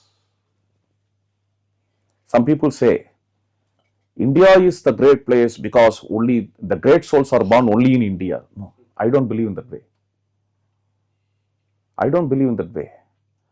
See, even here we have this Bruno or Spinoza or William Wordsworth like persons. Okay. Because it's a very great surprise in his poetry, in his poem Tintinabi, he says, I am seeing the same entity in these trees, in these plants. How it can, see, this is a Vedantic message. William Wordsworth is never connected to Vedanta in his life. He never went to India, or Vedanta did not come to Europe the time of William Wordsworth. How he connects? By this we need to understand, if there is purity of heart, you will understand Vedanta. Whether you are in India or not. Okay. It's not that the great souls can be found only in India. But it appears because on those days, Indians alone celebrated the great saints. See, if you tell God is infinite, you will be burnt. If this is the case, who will tell you? Who will even think on that? Okay. So, that openness was there in India. Swami Vivekananda in his Chicago address says, when Jesus criticized Judaism, he was crucified. But when Buddha criticized orthodoxy, he was taken to be an avatar.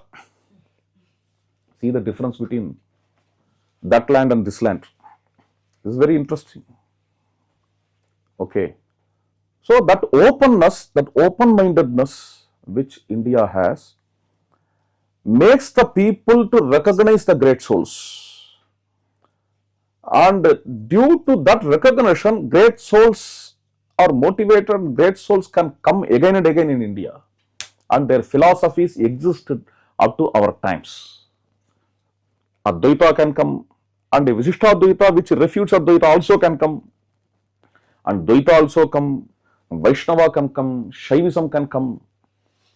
India has place for all these schools of thoughts. This India represents unity in diversity because its foundation is the God which is infinite. Which is the infinite. This infinite God is the unity that is found in the diversity of India. Please understand. Satyam vidhatum nijabhritya bhashitam vyaptim cha bhuteshu akhileshu cha atmanaha. Normally, devotees call Nrsimha as Virya Kalavatara. Avatars are of different kind. Nrsimha is taken to be Virya Kalavatara. Avatara to reveal the strength or Viryam, valor. But I see Nrsimha to be Jnana Kalavatara because Nrsimha comes only to reveal the infiniteness or all-pervasiveness of the divine. Satyam vidhatum nijabhritya bhashitam vyaptim cha bhute. Nijabhritya bhashitam. The word nija. What's the meaning of nija? Nija, truth in Tamil.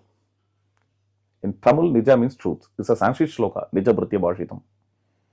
In Sanskrit, nija means self. In fact, nija is a Sanskrit word. It's not a Tamil word. Sometimes we Tamilians take some words from another language and use them for other purposes. Say assault. What is the meaning of assault in Tamil? Easily.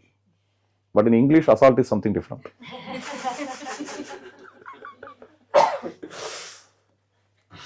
Nija is a Sanskrit word which means self, but in Tamil it is truth. Why I am telling this? Our ancestors, Tamilians, they started to use the Sanskrit word nija. Okay, please understand, please listen carefully, it's a very interesting thing. They started to use the word nija for truth because they perceived self as truth. Nija really, in reality, nija means self. But Tamilians started to use that word for truth, which means unconsciously our ancestors, Tamilians, realized truth as self, self as truth. Yes. Self itself is truth. Okay, coming back to the point, Nijabhritya bhashitam. You may take both Tamil nija or Sanskrit nija here. Okay. He is his own devotee, Prahlada, and he has truth. To honor that truth, even without coming, Lord Narayana can rescue Prahlada. If Hiranyakashipu takes his sword, Narayana can rescue. But to honor Prahlada, he came. The shloka comes like this. Satyam vidhatum nijabhritya bhashitam vyaptim cha bhuteshu akhileshu cha atmanaha. Adrishyate atyadbhuta roopam uddahand. Atyadbhuta. Adbhuta means wonder. Atyadbhuta? Ati adbhuta? How to translate? Great wonder. Phenomenal. Okay. See, in Bhagavatam, whenever any avataram comes, that avatara is described as Adbhuta. Vamana is called as Adbhuta Vamana. And Trivikrama, Tad Vamanam Rupam Avardata Adbhutam. Okay, Vamana grew, that is called as Adbhuta. Even the Lord Krishna is Adbhuta. Tam Adbhutam Balakam, Ambujakshanam. But regarding Nrsimha, it has become Atyadbhuta. Great wonder. Why? I feel this is because this avatara is to show infinity. Satyam vidhatum. Nijavritya bhashitam. Vyaptim cha bhuteshu akhileshu cha atmanaha. நீங்க சொன்னீங்க the valor itself is the infinity. Valor is not sheer strength. Very good. Power, energy. அப்படிதான் வேதம் சொல்றது. விஷ்ணோர் வீரியாணி விஷ்ணோர் கர்மாணி பஷ்யத்தை. அந்த இடத்துல வீரியம்ங்கிறது வந்து இந்த இன்ஃபினிட்டி தான். Infinity தான் வீரியம். It's not physical strength. Physical strength, yes. Creating a damage or Yeah. showing that. Yeah. நீங்க அந்த வீரிய கலாவதாரம் you said is to honor Prahlada. Yes. Is the infinity's Infinity. Yeah. benevolence. Yeah. Yeah. Hiranyakashipu is small one. அவனுக்கு மேல ஒருத்தர் இருக்கான், அவனுக்கு நான் யாருன்னு காட்டணும் அப்படின்றதுல that is what exactly the பெரிய மெசேஜ் நீங்க. Yeah. That strength and the வீரியம் அப்படிதான் அது. Yes, yes. Very new dimension today. பெரிய அத்யத்புத ரூபம் உத்வஹன் ஸ்தம்பே சபாயாம் and is beyond the Brahma's creation. So Nrsimha, head resembles the lion and other limbs are human in general. In such a form, lion human form, okay, the Lord came and all others are running on seeing God, both devotees and non-devotees. But this Hiranyakashipu took his sword and came near Nrsimha to fight with him. Because what he thought is, if Vishnu comes, I will fight with him and destroy him and proclaim that there is no God. That is Hiranyakashipu. Okay. So Hiranyakashipu fights with Narayana. Narayana takes this to honor Brahmadeva. Brahmadeva's word. Even though he is capable of killing Hiranyakashipu in any way, he takes this Hiranyakashipu and places on the lap in the middle, not up and down. Okay. Not out, in and out, but in the Vasapadi. Gateway. And not morning and day and night, at evening.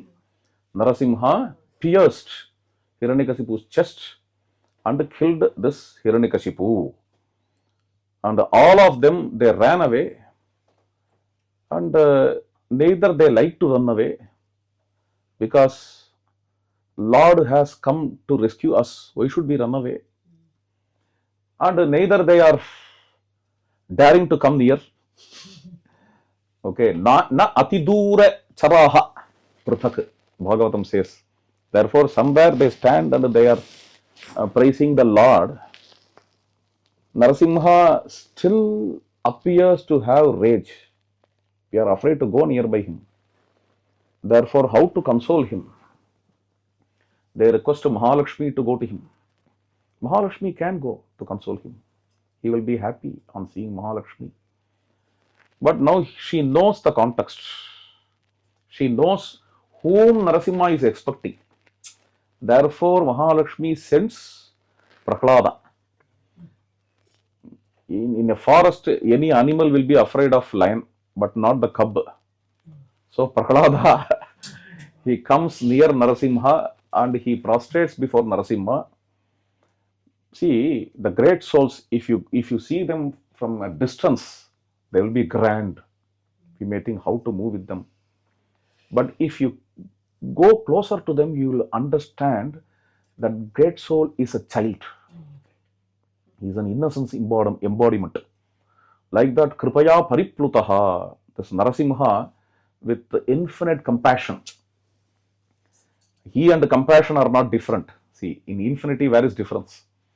He lifts this Prahlada and places Prahlada upon his lap and showers the grace upon Prahlada. 5 more minutes. Now Prahlada says to Narayana, Brahmadayaha suraganaha munayota siddhaha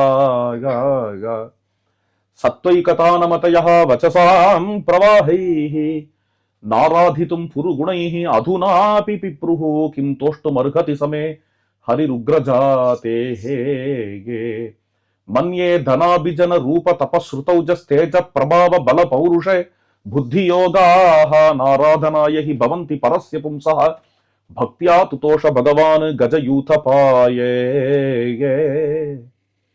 धन अभिजन रूप तपस्या श्रुत ओजस बल पौरुष Buddhi Yoga.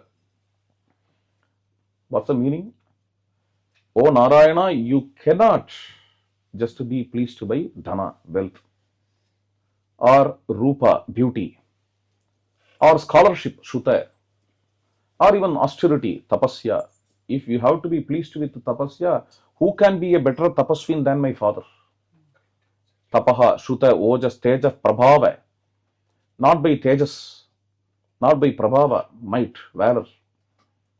Bala, paurusha, not even through intelligence, buddhi. These things cannot please you. Nobody could catch you, nobody can perceive you. But after all, an elephant caught you. We think that a poor elephant is caught by crocodile, but that elephant caught Narayana. After all, a cowherd woman bound the boundless. Upanishadartham ulukale nibaddam. Meaning of Upanishad, purport of Upanishad is bound in a mortar. Upanishadartham ulukale nibaddam. The same way here, bhaktya tutosha bhagavan gajayutapaya. After all, an elephant pleased you, and that elephant with a true surrender brought you to him. So now, while even the great celestials and demons, they are standing far away from you, I have a place on your lap. By this I understand the power of your devotion. Nrsimha is asking what boon you want. Prahlada says, who can be a better person? What can be a better lesson after getting the best boons of the world? A guy is lying here, pierced by you. Any boon leads only to the destruction. We learn a lesson from this guy. Therefore, O Lord, if at all you wish to give some boon, I need only your devotion. That is already there in you, Prahlada. It can be there. But this devotion should grow day by day. I want immense devotion, and it should not be limited. This is what Prahlada prays for. The Prahlada's coronation ceremony happens. What kind of coronation ceremony? Yes, after the departure of Nrsimha, these asuras, they install Prahlada as king to rule the asura kingdom. Anyhow, that coronation ceremony is going to happen. I am not talking about that coronation ceremony. That is also narrated in Bhagavatam. But I am talking about a different kind of coronation ceremony happening here. I want to conclude the story with that coronation ceremony. Here, those who are anointing Prahlada are not asuras, but Nrsimha himself. By what? By which water? By which consecrated water? By his tears of joy. This is coronation ceremony. To this throne in Sanskritam is called as Simhasanam. And this Prahlada Simhasanam is Simha itself, Nrsimha himself. And the crown, Yenme Arpitaha Sirasi Padmakara Prasadaha, Nrsimha's hand itself is the crown for Prahlada. And he is not installed here as the king of Asuras, but he is installed here as the king of all the Narayana devotees. He is called as Bhagavata Kula Chakravarti. Okay, Bhakta Kula Chakravarti. That kind of coronation ceremony of Prahlada, with that this story ends. Very interesting story which gives us the Upanishadic message, which shows what is the pure devotion. Okay, so may we pray for that devotion. Sarvatra Govindanama Sankirtanam